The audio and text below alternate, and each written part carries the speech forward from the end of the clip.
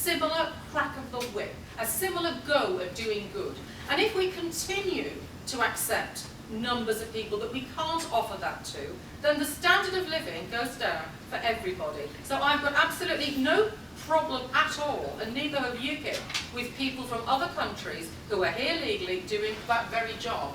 But I would hope that they would want to do that on a very part-time basis, and so they weren't being exploited by zero-hours contract, which is almost certainly the case for many of these sort of jobs, and that they can move on with their lives. It's as simple as that. Just a point of fact, out of interest, people that have contacted me about this are all people, both workers and employers, not big businesses, these are small businesses. The zero-hours contracts, I think, is a much bigger feature of small business rather than big business. Big business can carry the variations. It's the small businesses who both do the exploiting and also do the contracts. But it's much more, I think, a small business issue, just out of interest. Zero-hours contracts, it's against Green Party policy. I've got a girlfriend that does a zero-hours contract, and she works for a museum, for the local government. So actually it's found all over the place, and I can't see any value whatsoever, either for the person doing it or for the people who employ people on zero-hours contracts. It's clearly designed to exploit. I can't see any other reason for having it. We also believe in the living wage in the Green Party. And the other thing that we do have is something called the citizen's income. Now, the citizen's income is used effectively in countries like Norway and many other countries where it's actually helping people have a sense of cohesion. And the big problem is that the UK now is a very unequal, increasingly unequal country where bankers have massive bonuses, and we've got people at the other end of the scale who can't manage at all, who don't get much money at all on these zero-hours contracts. So actually anything that makes a country more equal usually means there's less strife within that country. People pull together more, they have more of a sense of community, they're happy to do things together. And it's very important that we become a more equal rather than less equal society. And something like the underpinning of a citizen's income is regarded now in much of the literature as actually something very attractive that really helps a country and helps everybody together have a sense of belonging. So I think really no zero-hours contract, make sure everyone has a living wage, and make sure that we all pull together, and make sure, one of the things that used to be said was that you should never have a worker earning more than 7 times as much as another worker in the same business. So actually it's important that people have some kind of relativity in their wages. Well, it's not much fun if somebody's earning 100 times more than somebody who's cleaning the floor. You know, they're all contributing to what's going on in a business, and actually, or in a place of work. Everybody needs to have a sense of relation in terms of their work. It's much more equal. And what would the Lib Dems do? Thank you. Well, interestingly, you mentioned living wage, first of all.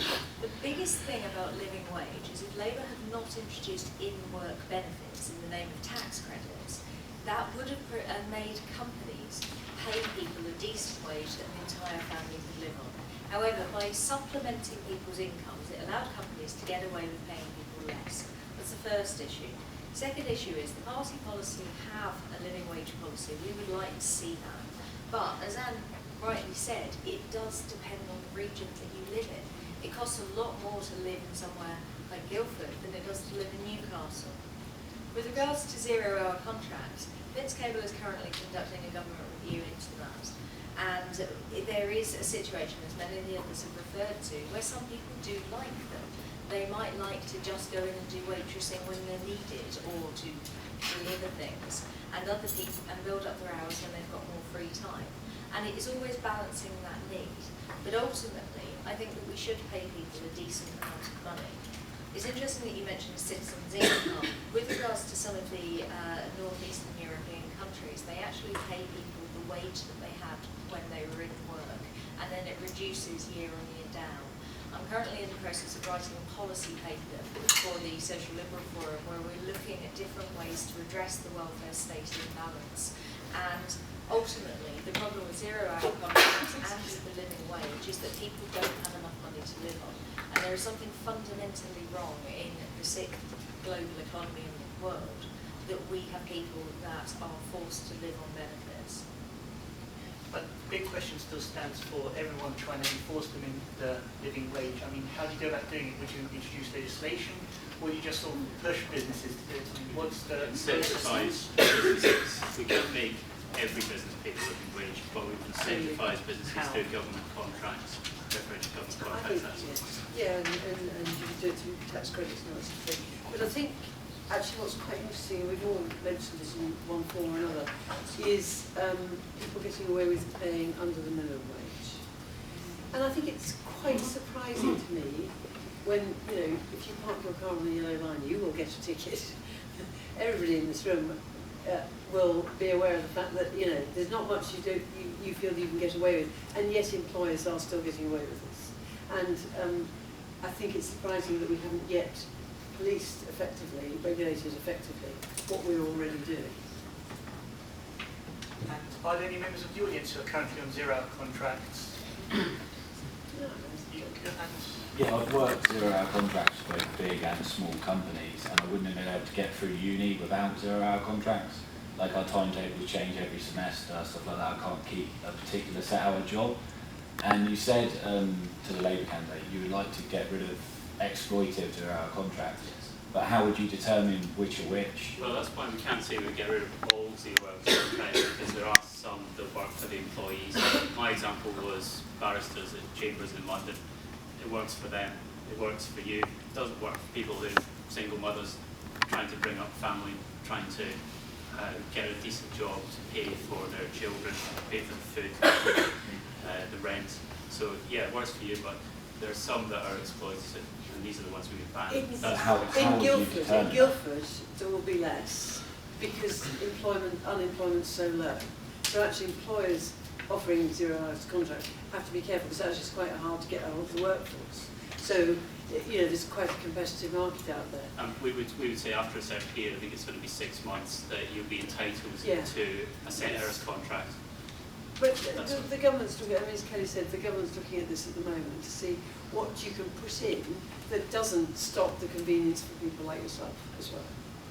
So does this sort of flexibility outweigh the exploitation which can then come across with 0 hour contracts?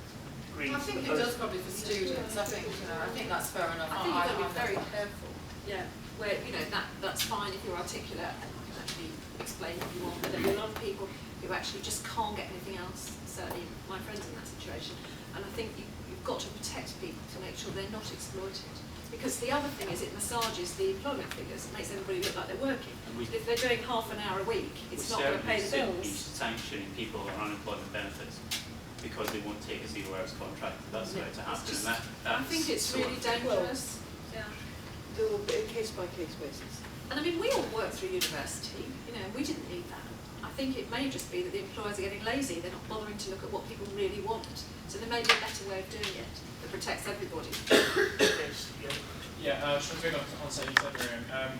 Do you think that the government figures recently released regarding employment is massaged by things like 0 hour contracts? Or I'm not sure if the figures were quoting over a certain set hour. But at the moment I hear that we're reaching a low level of unemployment. I think there's not just 0 hours, there's a lot of part-time working as well. So there's a lot of underemployment, and they call it the productivity gap. The Institute of Fiscal Studies are looking at that. And, you know, there's so many areas where there's some things that don't seem to add up very well. And certainly, from my perspective, and the people I speak to who've got small businesses, they're all feeling that this is the worst recession they've ever had, and they're not even coming up from the bottom. They're sort of still stinking.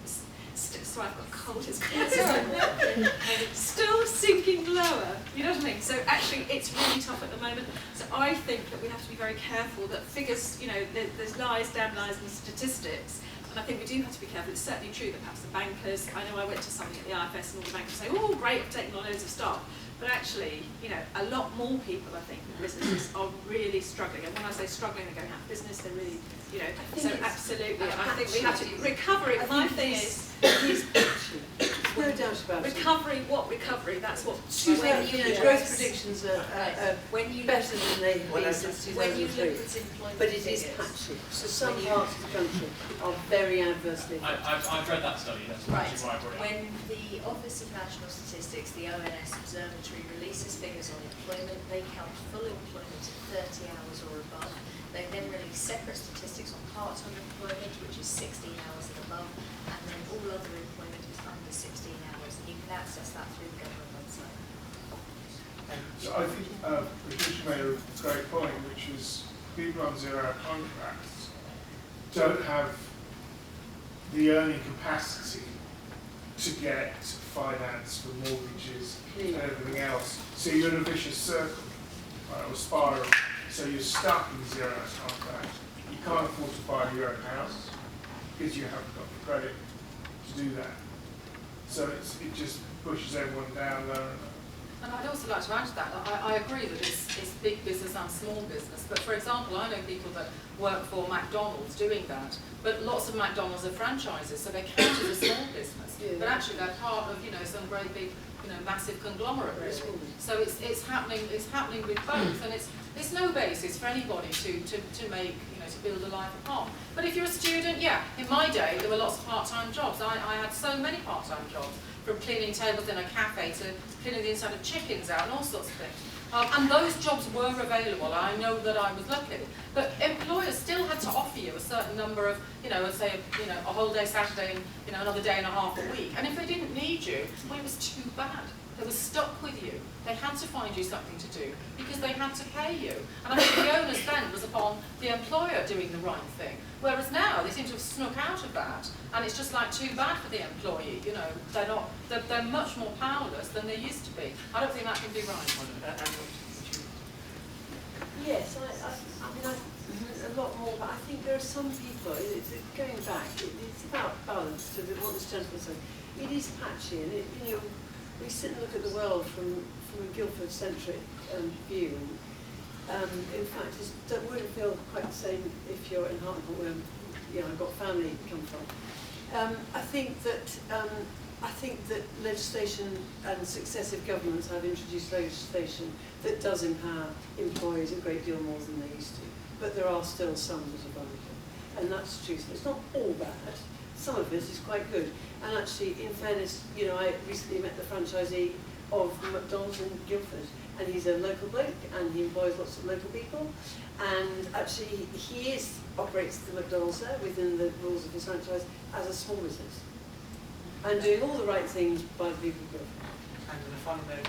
Yeah, I just think we need to guard against a race to the bottom, that, you know, the UK becomes a place where people are paid very little and have no rights, and people are very unequal income as well. I don't think that's a thing to aspire to.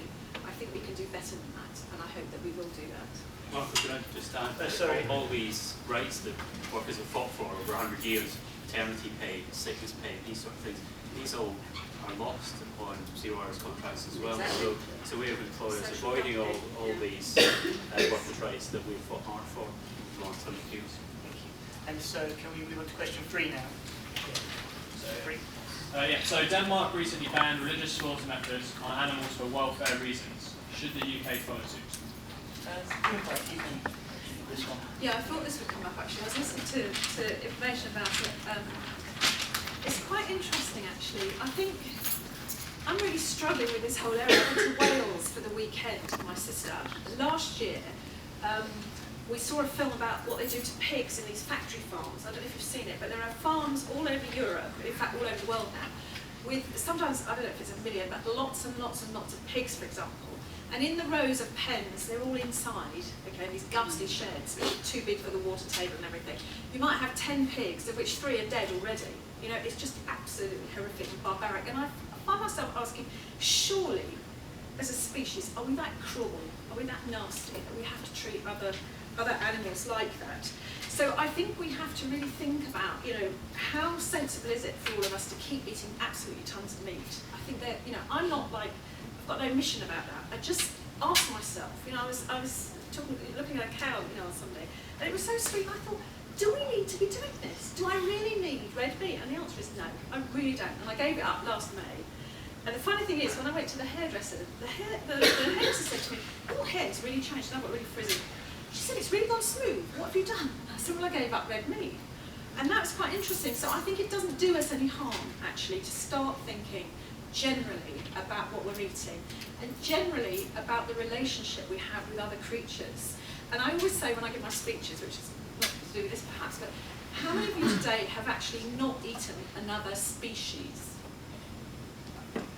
Is there anybody in the room that hasn't eaten another species? Something that wasn't alive today. Is there anybody in the room today?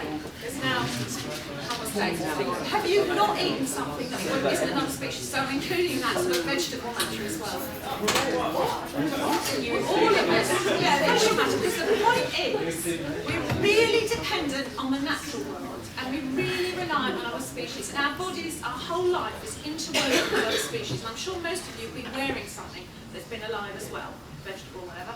So we have to try to have a different relationship with the natural world, you know, and not see it as something we exploit. And then I think we can make a decision about, you know, religious slaughter or whatever. But the main thing is, I think, not to cause suffering to other animals. You know, suffering and fear, we really should be grown up enough to try and avoid that today. And Nick Clegg recently ruled out banning halal slaughter for, he said, religious values sort of is a greater in this situation than animal welfare. So To flip the question on its head, really, should someone have to pay more money for the meat they choose to eat because of their religious practices? Very much like if you have a gluten allergy, your food costs significantly more if you want gluten-free. If you want halal meat, it's much more expensive. If you want kosher meat, it's much more expensive. I'm personally for freedom of expression, and I think that if the farming is done in a nice way, and that's not to say that there aren't abattoirs like you described, there are some horrendous situations. That is not a position I want to see anybody in, but I don't think that you can say we should ban meat products on the basis of production, on the basis of people's religion. I think that we should be free to choose what we want, whether you have your carrots and battens or circles. That's always something that me and my husband would argue about. But ultimately, it's down to freedom of choice. And if the animals are farmed in a respectful way, then I don't see a problem with going forward. However, that doesn't mean that I think that we shouldn't crack down on the battery farming and the cruelty to animals as we go through.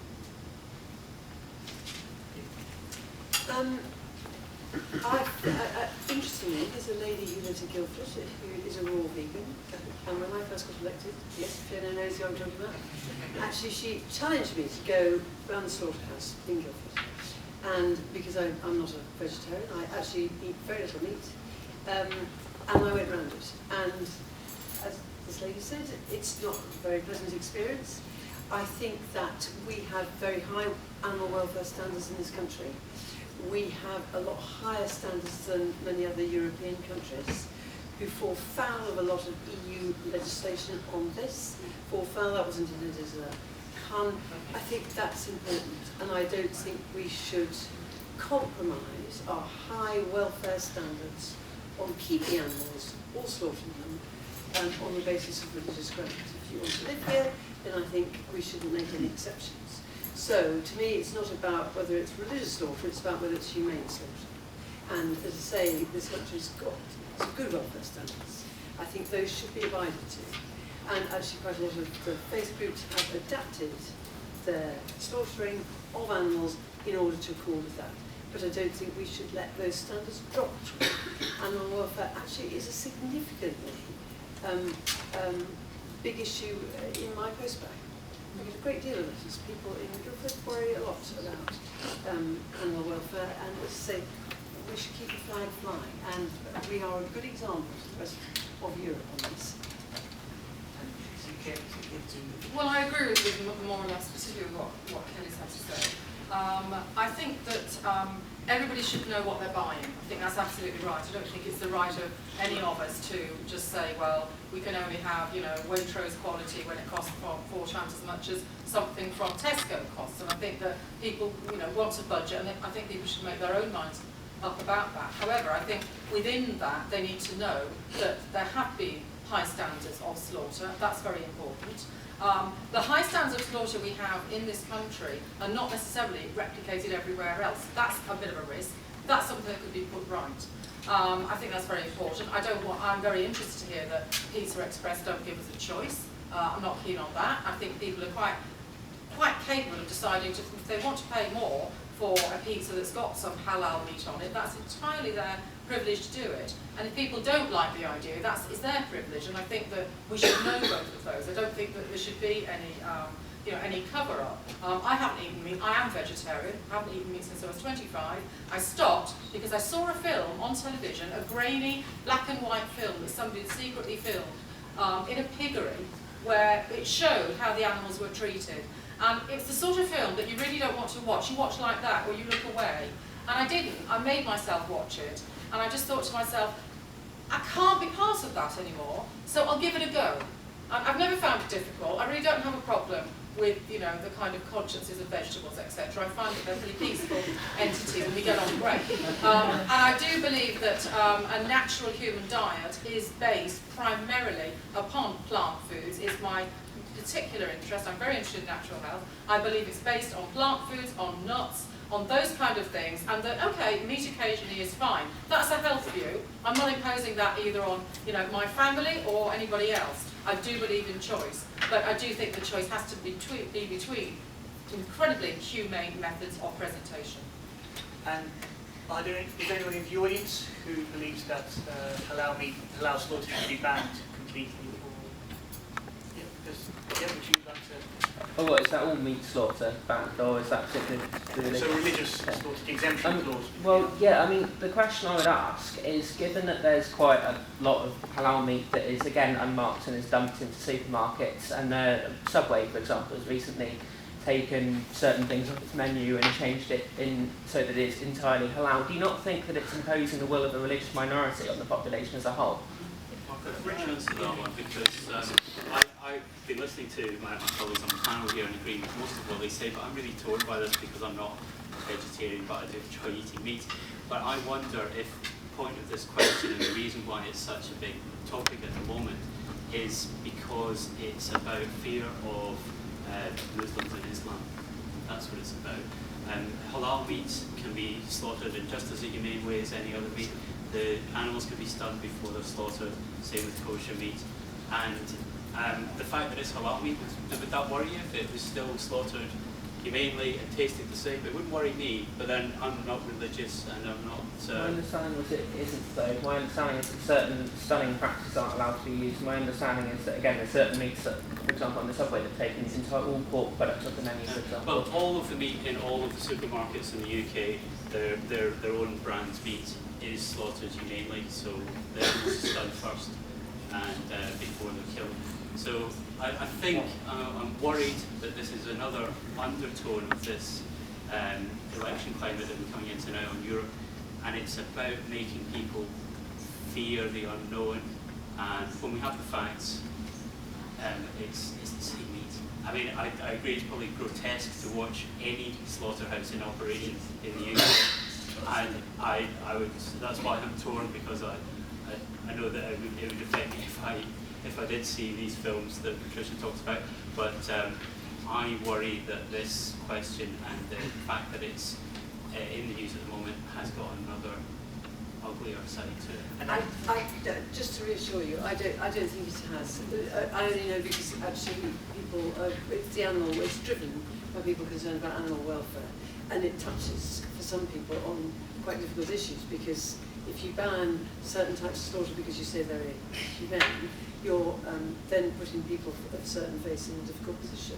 I think, as I say, responsible faith groups have actually responded to this very well and complied with UK standards on animal welfare. But I think you raise a wider point, and that is, how much do we know about what goes on in farming and in slaughterhouses and all the rest of it? It's a sight better than it was, but as we saw with all the horse meat scandal that went on, we still supermarkets and respectable chains are sourcing meat products from supply chains that they can't guarantee. And so that's a wider issue, I think, of guaranteeing the chain that actually puts whatever it is that you have on your pizza. And I think chicken on pizza is horrible. Can I just add to that? Yeah, it's not just about... Oh, sorry. Yeah, I went to, I was invited by Prince Charles last year to a special conference on food because he felt, he works, as you know, to try and improve the quality of the food and the way it's produced. And there are all kinds of issues about large agribusiness because food has become an industry now. It's not just, you know, the image of the little farmer has gone. It's really a massive undertaking. And it was quite interesting because there was a guest there, a speaker, who came from one of the very largest food firms, and he was asked what he was going to do to improve animal welfare, and he said, we have battery chickens, and we think in the next 10 years, I think it was 10 years, it may have been 20, we will give the chickens 5 more inches in their battery cage to move around in. And that was his aspiration. And we were all really shocked, because to me, for something, a creature, doesn't matter what it is, to grow up in a battery and to have no hope, you know what I mean, its descendants to have no hope, it's just ghastly. You know, chickens aren't made to be battery hens, they really aren't. And if that's the aspiration, that business is just there to exploit, those animals are just used to make money and nothing else, it's just really awful. And I really think we could do more, and I think we need to think in a different way about our food. In that respect, I think Mr. Charles is right, and we need to start looking at local produce, have a relationship with the producers, have a transparent supply chain so we know what animal we've got in our lasagna, you know. There's all sorts of issues like that. I think it's time we really looked much more carefully and perhaps paid a bit more and better bit less. Well, you know, I just wanted to add, it's not just about slaughter, it is about animal husbandry and how animals are reared, which, you know, is what put me off. So, you know, I agree with much of what you said. But I think we've also got to be very careful here because plenty of people can't afford, you know, top class, free range, super duper, wonderful, happy hen eggs. You know, well, I'm sorry, but there is a cost in this. And it's wonderful if we can and we make those choices, but not everybody can afford that. So we've just got to make sure that standards are such that, you know, we are protecting the animals and the way that they're treated.